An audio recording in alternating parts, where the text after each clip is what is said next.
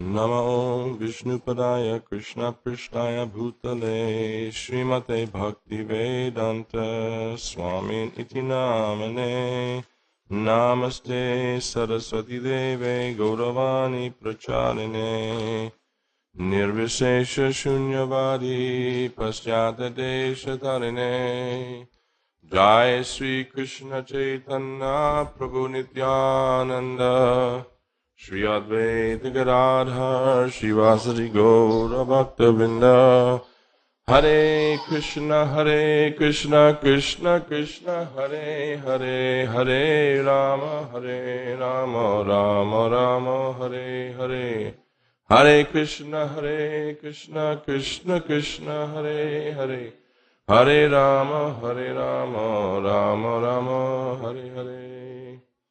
I was thinking today that we're trying to see the Lord in the heart of all living entities.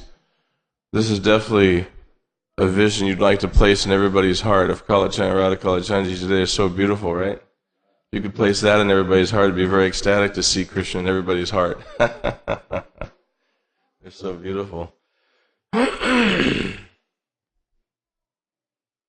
time you picture every living being, just think, there's Krishna in the heart. So this most holy day of Srila Prabhupada's Disappearance Day,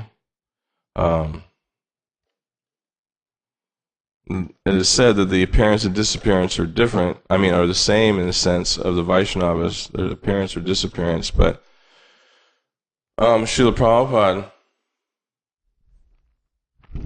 Prabhupada showed everyone how to live in Krishna consciousness and also how to die properly. And it was difficult for me to try and decide what to speak about, but I wanted to try to kind of bring everybody there to the scene. And Tamal Krishna Goswami years ago wrote this beautiful Prabhupada Antya-Lila, the final pastimes of Srila Prabhupada. He wrote it in like a dramatic form, but the actual conversations that are going on between Srila Prabhupada and all the devotees in the different pastimes are pretty much exact word for word, because he was there and he took notes and he wrote a diary. And if anybody remembers Tamal Krishna Goswami's memory, he had a really good memory. I mean, when he was writing, I remember the Jagannath Priya Natakam, in order to, be consistent with the writing and the inspiration, he could remember pages and pages of what he had written before, word for word. And, you know what I mean? He didn't have any lack of memory, in other words. He was really like one of those Shrutidhara people. He could remember everything. So it's very beautiful. There's three,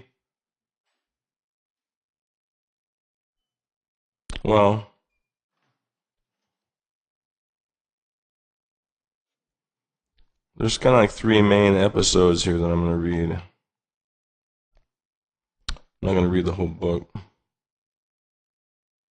Close to the whole thing, but I'm not going to read the whole book. I'm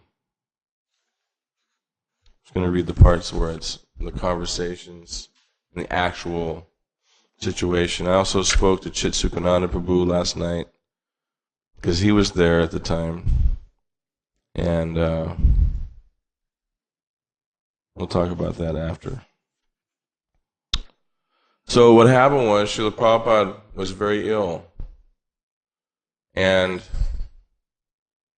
the devotees were Tamal Krishna Goswami and many others, Bhakti True Swami, and so many other devotees were there taking care of him. And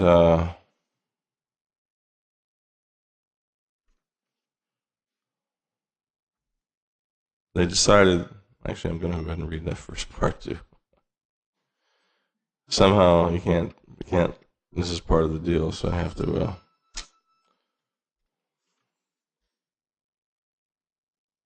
they decided that they were going to try and bring Srila Prabhupada to the West. So the first stop was going to be London. Second stop was going to be New York, en route to the Pennsylvania farm, Gita Nagari. So at that time, the Radha Damodar devotees, many of them were getting ready to go to the farm. Many of them were there preparing Prabhupada's quarters. I was part of the devotees who were distributing books, collecting the donations that Lakshmi to kind of renovate. And I don't know where Dvijata Pujaka, where you were at that time. Where? Oh, okay. Oh, okay. So Prabhupada was getting ready to come, and so here's the part about when he's coming to England. And this is written. I'm going to say everybody's name, who they're saying, because it's like he wrote it in a sense of like if somebody were to reenact this as a play, but actually it's the actual conversation. Bhakti True Swami.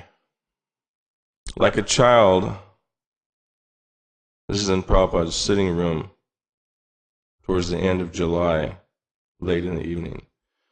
Like a child born to elderly parents, I feel that I've missed the joy of our father's younger days.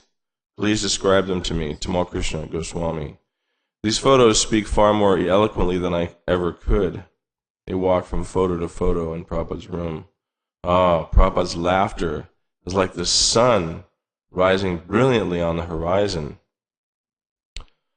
And here, they're going to different pictures, and here, with his head touching the petals of a rose. How similar, Prabhupada and the rose, both fragrant and soft, but watch for the thorns. There are tests, after all, one must pass to qualify for his grace. Tamal Krishna Goswami chuckles. I remember one morning, during a walk through Golden Gate Park in San Francisco, Prabhupada stopped to praise the humility of the grass and the kindness of a boy feeding some pigeons. He talked about the voices of the woods, the groan of an old redwood here, the mating call of a thrush there, deftly pointing out nature's simple yet wise lessons to us all. Excuse me. On another morning walk, this time at Venice Beach, he exposed the scientist's bluff with a simple common sense. As easily as Krishna could crush the pride of Kamsa's big wrestlers, how different things seem now. Bhakti True Swami. Prabhupada hadn't taken his morning walk for at least 6 months. Even riding in a car is too exhausting. Tamal Krishna, but his consciousness is completely unaffected. Though the illness has certainly taken its toll in other ways. Bhakti True. Look here how briskly he moved through the airport lounges, mobbed by hundreds of ecstatic devotees. Tamal Krishna. He is 3 times our age, yet none of us could keep up with him. He challenged us in so many ways and always came out victorious. He said that it was our youth that kept him from growing old. Bhakti True. This looks like an early fire sacrifice. Isn't that Brahmananda helping Prabhupada? Tamal Krishna. Yes, New York City, probably 1968 or 69. Bhakti True Swami quietly laughing. Devotees say, my getting first, second, and then sannyas initiation all within 2 months was extraordinary. Tamal Krishna jokingly. You're a demigod, Bhakti True. They also take birth without pregnancy. Bhakti True laughs. And then Tamal Krishna Maharaj continues seriously. Others are apparently not so fortunate. We've got more than 200 devotees asking for initiation. I haven't told Prabhupada because he told Bhagatji that this illness is the result of accepting so many disciples. Prabhupada, another picture, Prabhupada lecturing at Juhu beside Radha Rasa Vihari. Should we title this The Loyal Soldier? Bhakti True. Giriraj told me that Srila Prabhupada considered fighting for Rasa Rasa Vihari his greatest victory of all. Gurudev, yes, he did. and it was a long battle, and still going on. Only now it has taken a new turn. Bhakti True, what do you mean? Tamal Krishna Goswami. When he first installed these deities, he promised them he would build them the most magnificent temple of all, if only they could stand in this tin shed to keep everything secure while he negotiated for the land. Radha Rasavihari kept their end of the bargain, and now Srila Prabhupada is pressuring us to complete the temple. Sometimes I think that his promise to Radha Rasavihari, more than anything else, keeps Prabhupada struggling to survive. Bhakti True, what a contrast between that simple shed and this great palace. Tamal Krishna. The chateau in France, Prabhupada is surrounded by the French devotees. He looks so noble, yet no more than when sitting in a thatched hut in Mayapur, or huddled together with hundreds of karmis on the 747. Another photo. That photo was taken while walking through the streets of Moscow. Bhakti True, it seems that he alone has the courage and inspiration to travel to foreign lands and humbly beg Malechas and Yavanas to please accept the mercy of Sri Chaitanya Mahaprabhu. Whenever I see this early picture of Srila Prabhupada standing in Tompkins Square Park, I'm struck by his compassion and quiet determination. Tamal Krishna Goswami. The hardships he has gone through, everyone is indebted to him, although most people know nothing of him. Bhakti True, this is the real cause of Prabhupada's illness. Tamal Krishna, not the failure of his kidneys or mere age. Bhakti True, but the sins of the world. Tamal Krishna, our sins. Bhakti True, it is our sins that bear most heavily. Bhakti True, I feel guilty. Do you? Tamal Krishna, guilty and indebted, eternally indebted. Bhakti True, helplessly, what can we do? When I see Prabhupada being offered a plate of prasadam, I feel even worse. He asked me to cook for him, but takes nothing more than a little juice, and that very rarely. Seeing as he was before, healthy, vigorous, I feel hopeless. Tamal Krishna, never say that. Bhakti True, Maharaj, do you think Prabhupada will ever recover? Tamal Krishna, will the sun rise? Can you imagine that it won't? Well, in my mind, it's the same with Prabhupada. Without the sun, this world would be finished. It's like that. I can't think of living without him. Prabhupada seems to be living on love alone, and if our love grows faint from selfishness or neglect, Bhakti True, forgive me. I've become somewhat feverish during these months of his ordeal. Srila Prabhupada binds me to him with his affection and then shatters my hopes by saying there's no chance he'll recover. Love is a cruel prison keeper. It brings me to the point of death and then suddenly grants me a reprieve. Tamal Krishna, who's that coming down the stairs, Bhakti True? Maybe it's Upendra, Bhagatji, and he were alone with Prabhupada. Upendra to Tamal Krishna. Good, you're still up. Prabhupada wants to see you. Wait a moment while I bring him in from the veranda. Bhakti True, what could Srila Prabhupada want? Tamal Krishna, at this hour, I'm not sure. You go ahead and take some rest. If it's important, I'll wake you up. Bhakti True, good night, Maharaj. He exits. Tamal Krishna Goswami, Bhagatji will know. He is a Brijbasi, and Srila Prabhupada speaks freely with him. Bhagatji, Dandavat Maharaj. Tamal Krishna, Bhagatji, I thought you were too old to climb these stairs. Bhagatji, proud of his loyalty. Maharaj, for Prabhupada, I'd climb a mountain. Tamal Krishna, serious. What has Prabhupada been speaking about? Bhagatji, Prabhupada is not talking tonight. He gave me his hand to hold. Tamal Krishna, Prabhupada says your massage is very good. Bhagatji, tonight there was no massage. I think Prabhupada is feeling lonely. Prabhupada finally breaking the silence. They came into the room. I think no one recovers from this disease. It is called dropsy. Look it up in the dictionary. He indicates the dictionary on his desk. Tamal Krishna Goswami. Dropsy, abnormal amount of fluid in the bodily tissues causing swelling. He looked up for a response and then adds, your eyes seem cloudy. Prabhupada, I can no longer see properly. Tamal Krishna. Upendra and I were saying that you haven't done any translation for days. Prabhupada, shaking his head. My brain is also not working. He pauses. According to medical science, the only cure is cutting or dialysis. My present health is so weak that death can take place at any time. Tamal Krishna Goswami. But Ayurvedic medicine says there's a cure. According to the Kaviraj, the fluid that is collected in your body is actually transformed blood. That is why you're feeling so weak, and you haven't eaten anything for more than a month. Prabhupada, discouraged. How shall I eat when I have no taste? In my opinion, all doctors and their medicines are failures. Tamal Krishna, keeping up the encouragement. But you have always said that there must be some doctor, just as a woman must have a husband. What will happen if you reject the help of all doctors? Prabhupada, then I'll become a widow. He pauses, acknowledging the serious concern.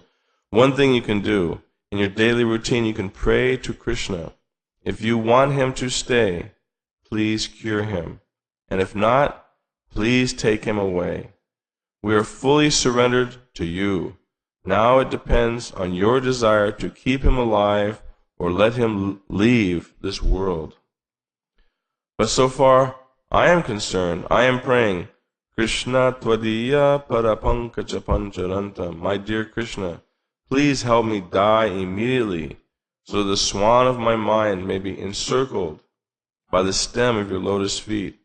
Otherwise, the time of my final breath, when my throat is choked up, how will it be possible for me to think of you? Bhagatji, making a loving protest.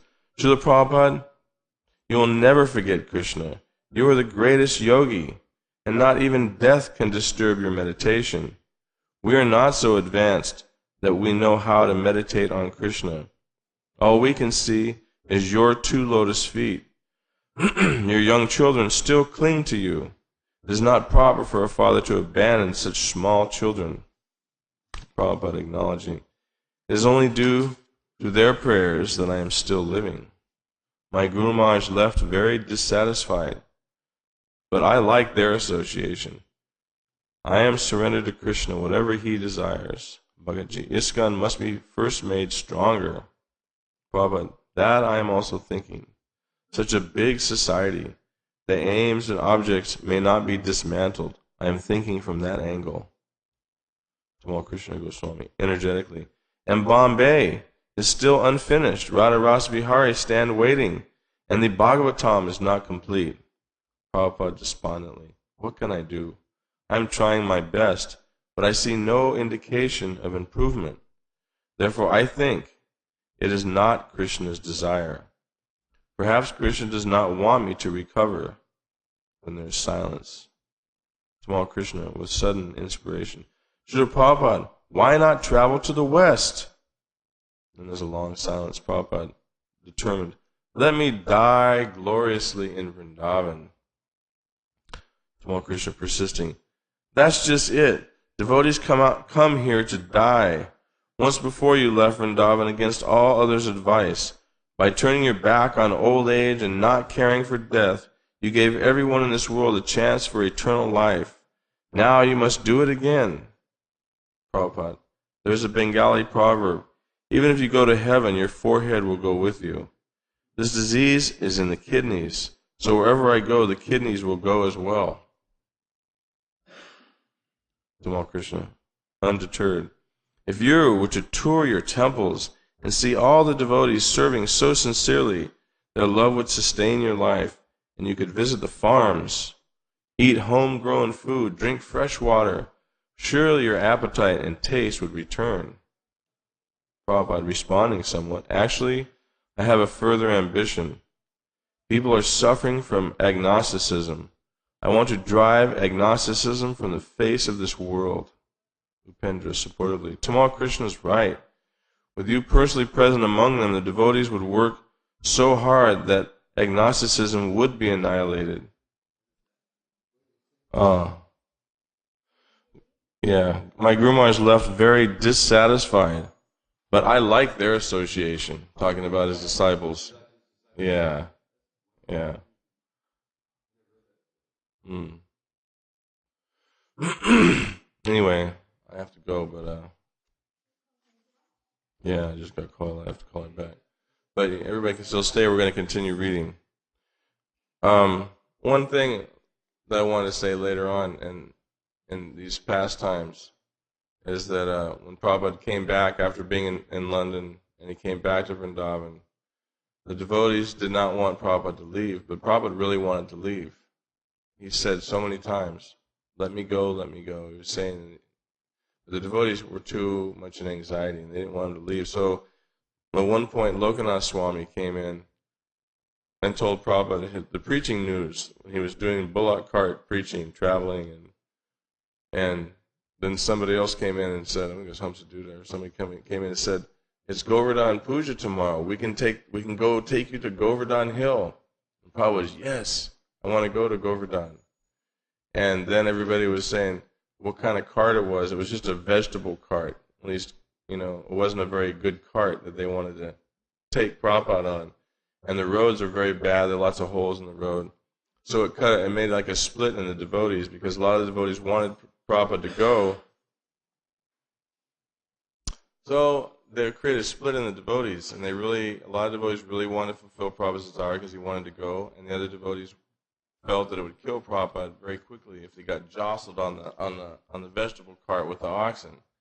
So they became completely in anxiety, and Tamal Krishna Goswami, Bhakti Chu Maharaj, Bhagat Ji, and different other a few other devotees were all like, no, we don't want you to go. And then finally, in the evening, they came in, and Prabhupada saw their faces, and he asked them, so you don't want me to go? You're asking me not to go? And they said, yes, Srila Prabhupada, that not tomorrow. It's the road. They won't have the proper cart. The road's really bad. Why do you have to go tomorrow?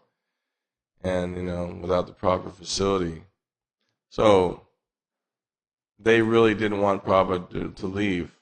And before that, Kirtanananda Swami was there, and they all had a meeting because they said it was getting so bad. Prabhupada's health was so bad. But Prabhupada said, Krishna's given me full independence, I can come or go as I like. So they said, oh, Prabhupada said, so let's use that understanding and beg Prabhupada to stay. If Krishna's giving you full independence, then you can stay. So then they went in, and Kirtananda was crying on Prabhupada's bed, and Prabhupada was rubbing his head, and he couldn't speak for a long time. And finally he said, Prabhupada, please stay. He said, so that is your decision? Because they went and had a meeting about it.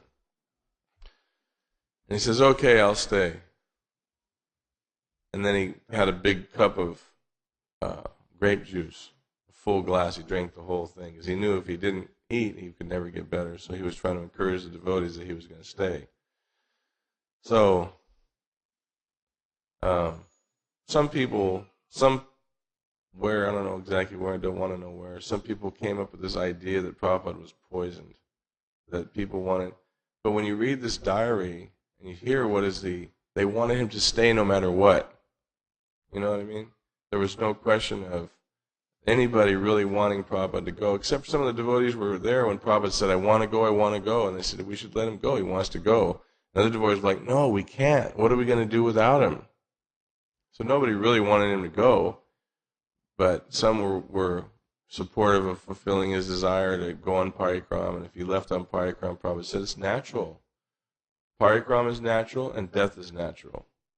So if I go and I die on parikram, that's glorious. So it's very. My wife's going to read, if that's okay, unless somebody else wants to come up and read. Okay, Prabhupada. Someone once told me that at 81 there would be some change. What is 1896 subtracted from the present?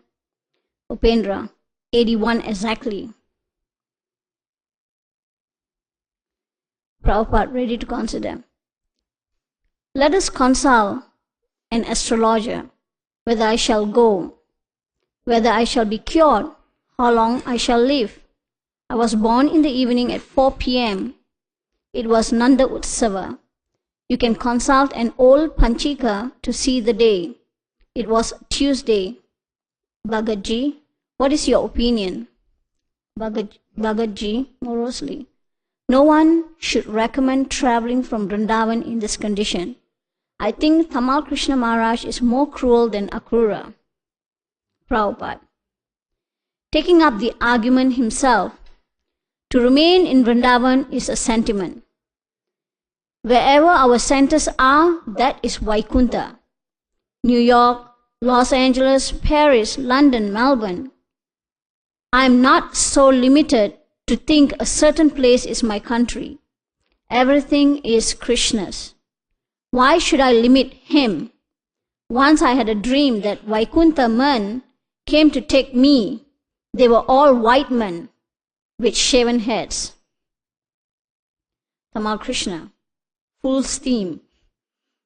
Krishna told Arjuna, either you will be killed on the battlefield and attain the heavenly planets, or you will conquer and enjoy the earthly kingdom. Therefore, get up with determination and fight. You can see this is a little comment that there's a loving ras between the spiritual master and Krishna here. That's the disciple. Prabhupada fully responsive. At least my disciples will know I came at the risk of my life. They are the future hope, and it's my duty to enthuse them. Krishna ordered Arjuna, and I am Arjuna's servant. A soldier should die fighting on the battlefield. What is this slow death? Let me die a glorious death, fulfilling the order of my Guru Maharaj. And if it is in New York, entomb me on the roof. There's no other place. So long I die among you, that is Vaikunta. Tamal Krishna, do not worry, Srila Prabhupada. We shall not let you die. First we can go to London, then New York, then the Pennsylvania farm. From there to Los Angeles, and then on to Hawaii and Australia. In each place, devotees can come from nearby temples to be with you. The lawn at Bhaktivedanta Manor will help you walk a little each day. Radha London Ishwar and Gokulananda are so beautiful. Prabhupada to Upendra. His words are making me feel different. Just hearing, I become enthused. To Tamal Krishna, yes, make a big party. Tamal Krishna, if you go to the west, I know you will recover. Prabhupada, may Krishna make your words fulfilled. I am prepared to go. Then here, a British devotee enters chanting japa, shortly followed by Vichitharvya, the temple president of Bhaktivedanta Manor, near London, England. It is an early morning in the beginning of September. Vichitraviriya. Upon seeing the devotee, Haribol Prabhu, how many books did you distribute yesterday? And devotee, okay, Vichitraviriya. Haribol Prabhu, how many books did you distribute yesterday? Devotee 89, Gitas and Bhagavatams. Vichitraviriya. Jai. Devotee, I walked along Oxford Street until the shops closed, and then I distributed at the pubs. Vichitraviriya. What time did you return? Devotee, just before Mangala Arti.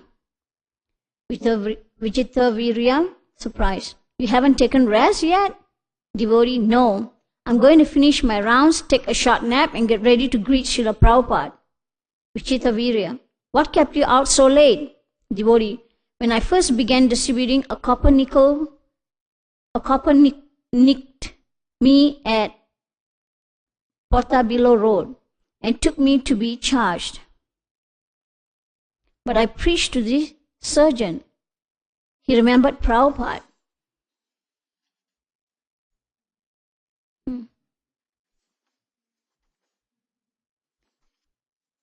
From one Ratha Yatra, I explained how Srila Prabhupada had risked his life to come back to London, so the British devotees are on a marathon hoping to keep him here by distributing more books than any other temple in the world.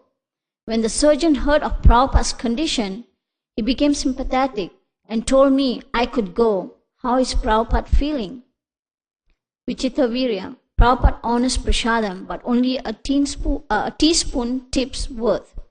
He speaks only rarely, but often make a long deep sound like He says he feels no pain or disturbance, yet tears glide from his eyes, forming rivulets on his golden cheeks. Devotee, what do these symptoms mean? Vichitta Virya. It's hard to understand his thoughts and emotions. Devotee, at least we know that Prabhupada's tears don't come from ordinary suffering. Vichitta Virya. No, certainly not.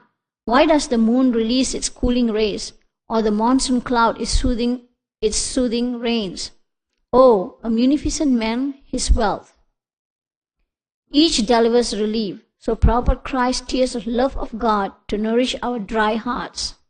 He used to conceal his emotions so they wouldn't be misunderstood, but now his tears flow at the slightest opportunity, when he sits before Gokulananda, or when he hears a kirtan, or when he sees a beloved disciple. Devotee, how do you feel seeing Prabhupada in this way? Vichitta Virya, sorrowfully, as if each meeting may be the last.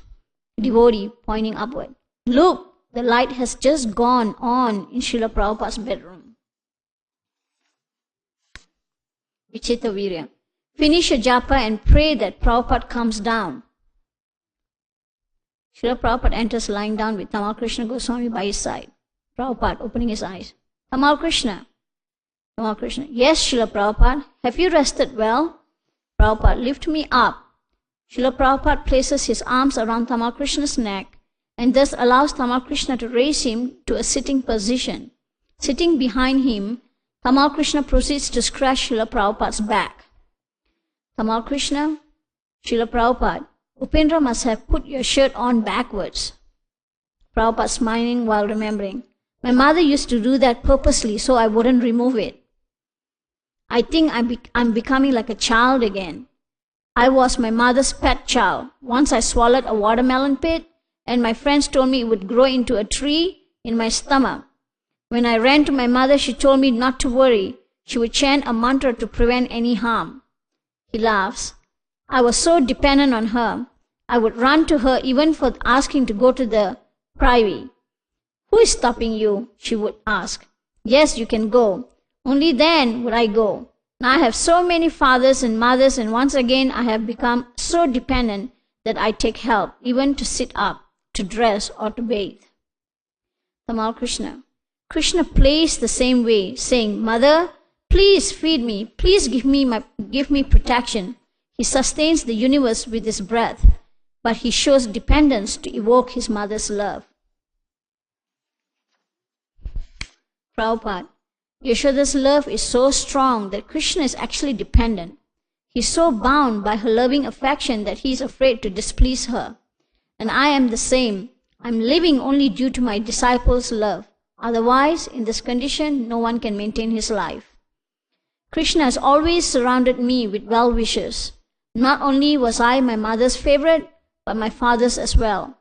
When I was still a youth, one of my father's friends said to him that I was very intelligent, so he should send me to England to become a lawyer. But my father said he would never send me to become a Malacha. His only wish was that I become a devotee of Radharani. Still, when I grew up, I liked that friend's idea and thought, why not go to England and get a white wife and a white child? They both laughed.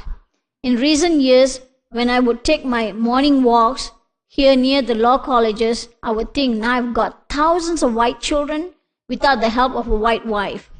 Again laughter. Tamal Krishna, like Lord Vishnu conceiving Brahma without Lakshmi's help. Prabhupada, the other day I was thinking how fortunate I was to always be surrounded by devotees. One old friend of mine, a pleader, named Nandulal Pine, was such a nice devotee. He remarried when his wife died, though he was 70 years old. When offering obeisances, sometimes because of his old age, he would stay asleep like that for 2 or 3 hours. Yesterday, just by thinking of him, I felt purified. Whatever I have introduced throughout the world, prasadam distribution, deity worship, Rath Yatra, I was trained for it in my childhood. I have simply imitated what I have learned then, all except for writing books. That I have done on the order of my Guru Maharaj.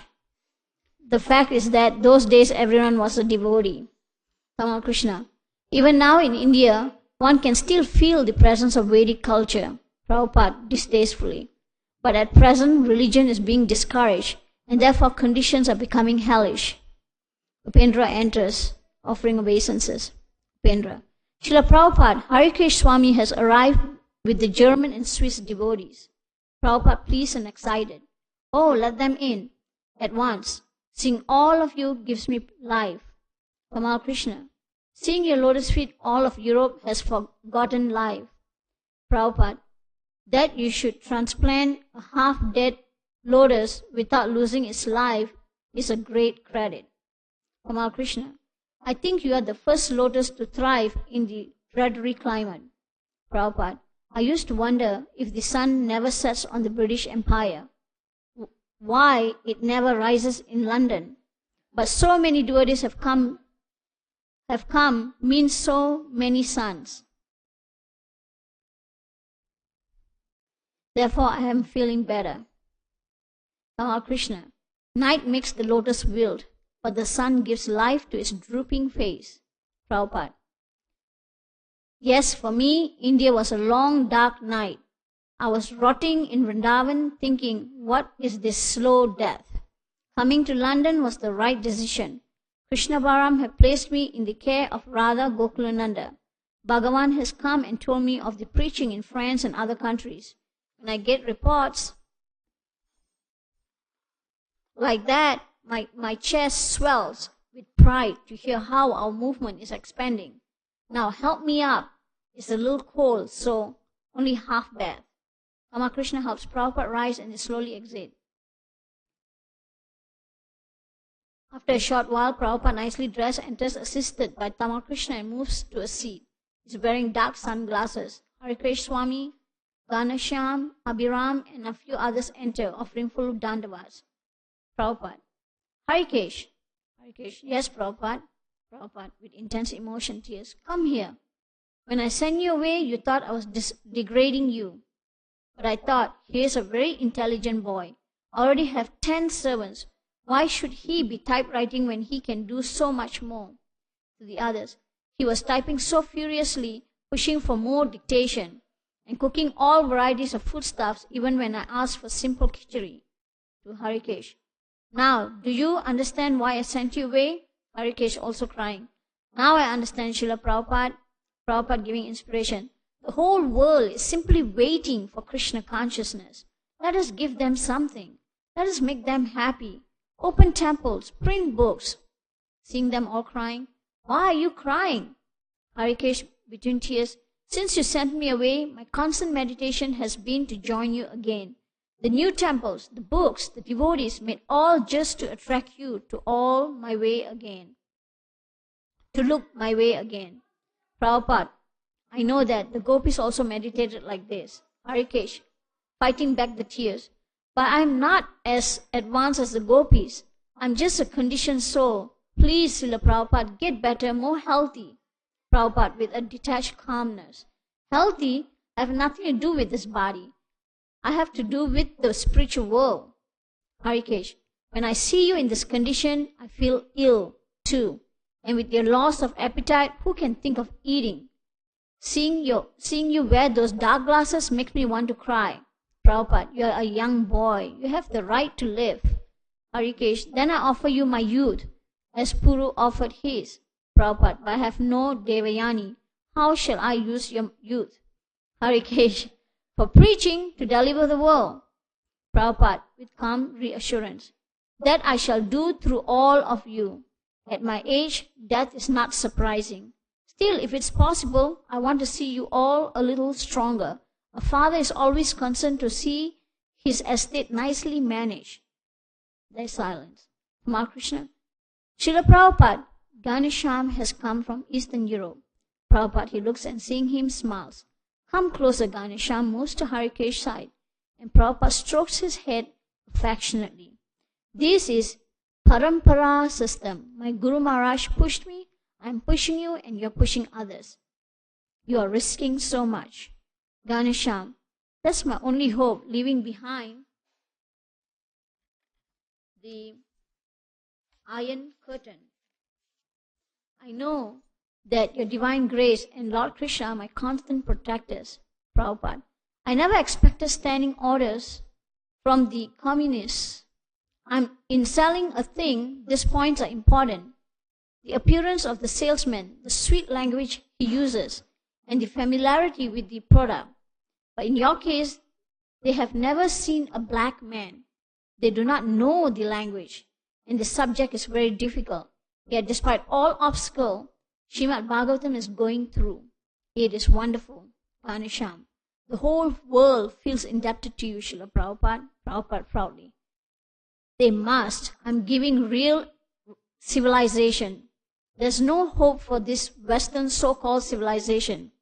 Harisauri's grandmother advised his mother to kill him while he was still in the womb. There's no culture, no religion. For woman, no husband. For father, no son. Ganesham. And in many places, no food. Prabhupada. That I've also experienced. In some countries, we could not get sugar, wheat, rice, milk, or fruit. Soon it shall be the same everywhere. As they make their materialistic programs, these things will finish. It is stated in the Srimad Bhagavatam.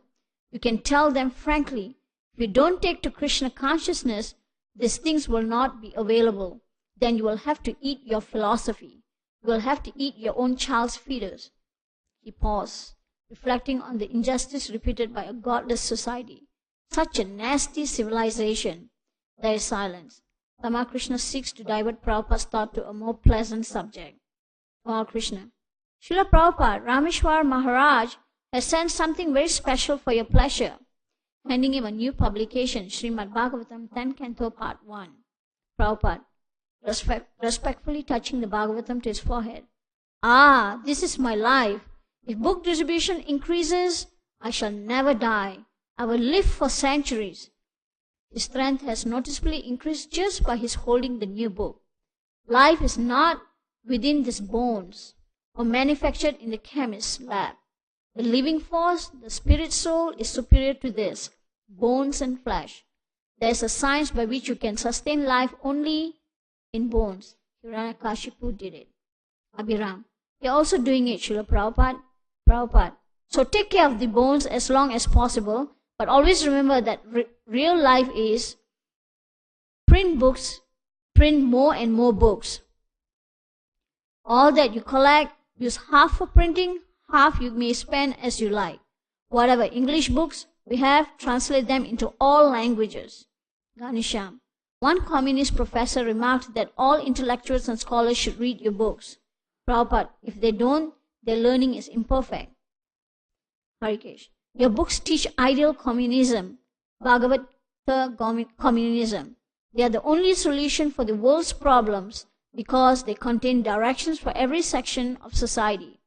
No one has ever done a great service. Prabhupada smiling. These books have got a standing appreciation. Wherever they go, we shall conquer. Harikesh. Everyone else speculates. Prabhupada. But our philosophy is realistic and practical. There's no imagination. Everything is based upon authoritative statements of the acharyas. That's the difference between the materialists and us. They only take interest if something is different and new. D.L. Roy has written a song. Put your head down, your legs up. You must do something new, no matter how odd or ugly or rubbish it is. They all laughed, but we say stick to the old.